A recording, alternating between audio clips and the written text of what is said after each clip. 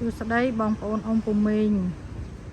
អតិជនរបស់ដេប៉ូម៉ាផេងថ្ងៃនេះខាងយើងខ្ញុំមាន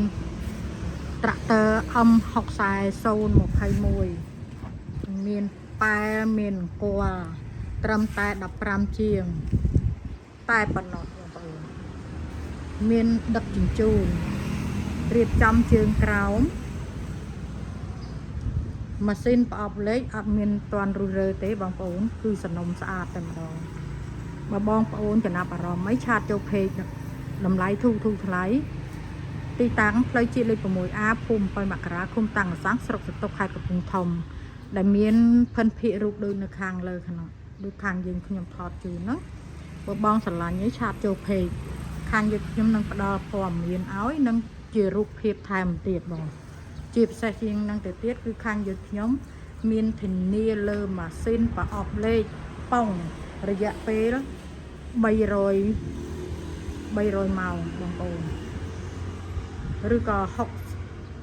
60ថ្ងៃបងប្អូនចំណាប់អារម្មណ៍អីឆាតចូលเพจតម្លៃធូរថ្លៃបង M6021 តម្លៃ15ជាងមួយឈុតតែម្ដងហើយមានដឹកជញ្ជូនហ្វ្រីហើយខាងយើងខ្ញុំមាន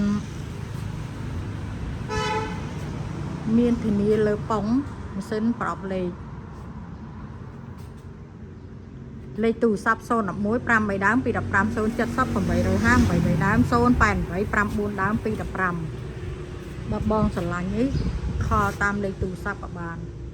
ត្រាក់ទ័រ M6021 សំណុំស៊ីនបងប្អូន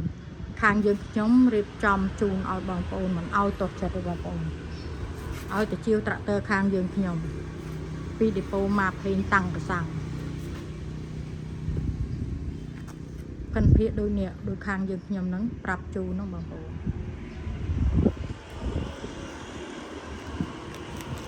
គឺខាងយើងខ្ញុំថតជូនឲ្យមើលមួយជុំតែម្ដងមិនឲ្យតោះចិត្តទេបងប្អូន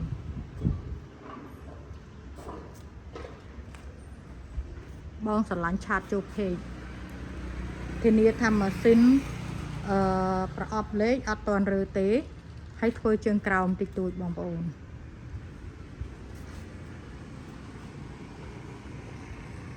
អរគុណបង